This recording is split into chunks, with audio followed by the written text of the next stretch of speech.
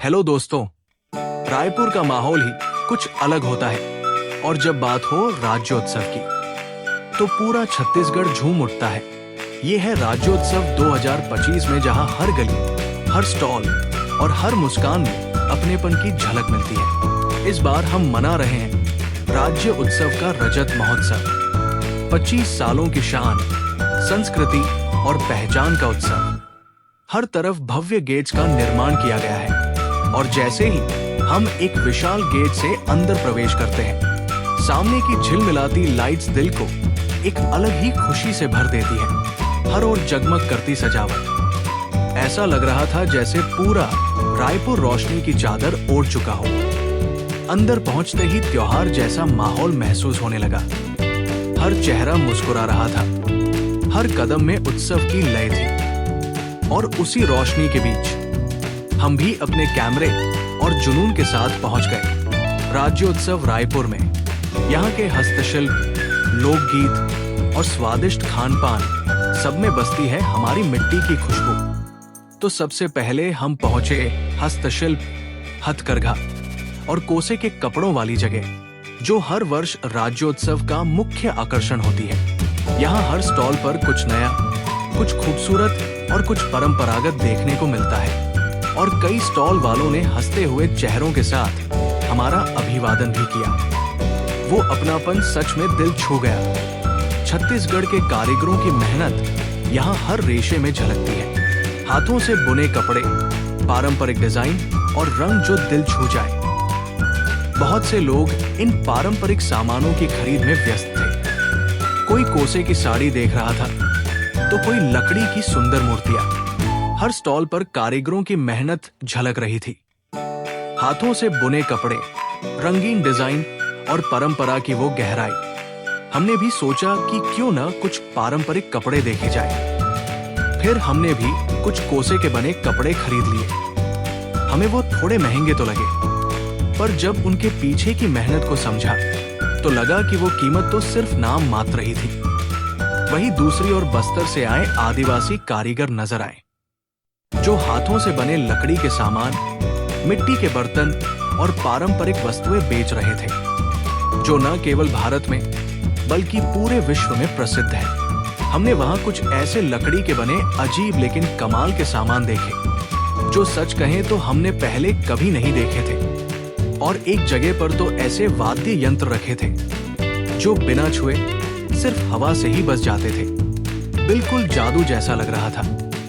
हम बोले, भाई ये तो एआई से भी आगे निकल गए। हवा चले, म्यूजिक बजे।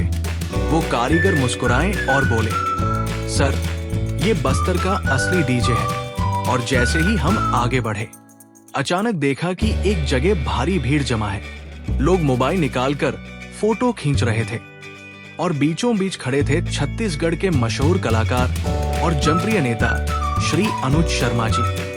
छत्तीसगढ़ी फिल्मों और लोक संगीत के जरिए पूरे प्रदेश का नाम रोशन कर चुके हैं और जिन्हें भारत सरकार द्वारा पद्मश्री से सम्मानित किया गया है। वो इतने लोगों से घिरे हुए थे कि पास पहुंचना भी मुश्किल लग रहा था। लेकिन जैसे ही उन्होंने हमें देखा, मुस्कुराकर हाथ हिलाया। हम उनके साथ चलने लगे।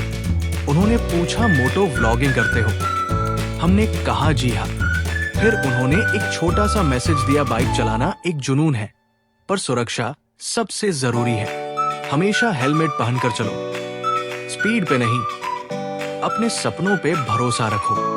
उनका वो सिंपल लेकिन दिल छू लेने वाला संदेश सच में एक प्रेरणा बन गया। भीड़ में तालियां बजी और उस पल लगा, राज्योत्सव सिर्फ कला और संस्कृति का नहीं, बल्कि सुरक्षित और जिम्मेदार युवा सोच का भी उत्सव है।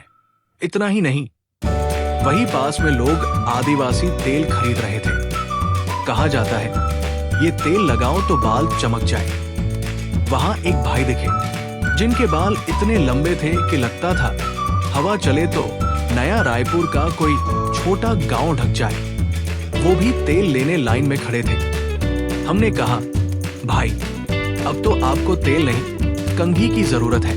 वो हंस पड़े और बोले, भैया ये तेल और लगाऊंगा तो बाल जमीन छूने लगेंगे। हमें देखकर वो भी खुश हो गए और वो पल सच में राज्योत्सव का सबसे मस्त सीन बन गया। छत्तीसगढ़ के रंग, नृत्य, संगीत और लोक संस्कृति का संगम, यही तो है अपनी पहचान, अपनी विरासत। धीरे धीरे इतने सारे हंसते चेहरे दिखे। कुछ लोग आगे बढ़कर बोले, भैया आप YouTube पर वीडियो डालते हो ना? किसी ने पूछा, भाई चैनल का नाम क्या है? और सच बताओ, वो अपनापन, वो मुस्कुराते चेहरे, बस वही इस राज्योत्सव की असली रौनक थे।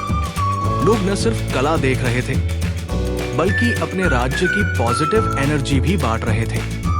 यही है छत्तीसगढ़, यही है हमारा रायपुर, जहां हर साल राज्योत्सव सिर्फ एक कार्यक्रम नहीं, बल्कि एक भावना बन जाता है। तो चलिए मिलते हैं अगले व्लॉग में। Till then, ride safe, super power, super vibe. Give it to me like